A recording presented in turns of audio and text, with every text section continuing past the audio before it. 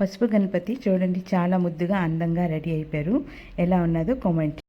ఈ పసుపు గణపతిని ఎలా చేయాలో చూసేద్దామా. అందరికీ వినాయక చవితి శుభాకాంక్షలు. పసుపు గణపతి పార్వతీదేవి పసుపు గణపతి చేసింది కదా, అలా ఎలా చేసుకోవాలా అని ఇది ఫస్ట్ టైం నేను పసుపు గణపతిని చేస్తున్నాను. చూడండి, నేనేమొచ్చి వరిపిండి పసుపు కొంచెం నెయ్యి వేసుకొని కలుపుకొని ఇక్కడ వీడియోలో విధముగా ఒకటి తర్వాత ఒకటి ముందు బేసిన్ రెడీ చేసుకోవాలి.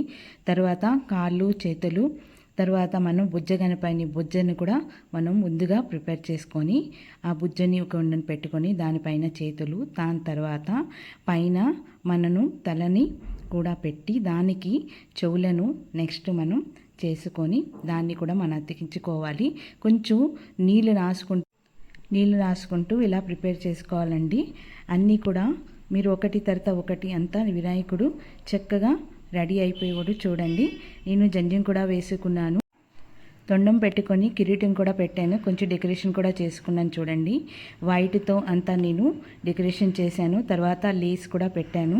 నేను ఇది షార్ట్ వీడియో కాబట్టి నేను స్టెప్ బై స్టెప్ మొత్తం కంప్లీట్గా మీకు చెప్పలేకపోతున్నాను.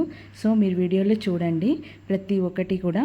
నేను తర్వాత కొంచెం పిండి ఉండేది దాంట్లో కొంచెం ఉండ్రాలు కూడా చేసుకున్నాను.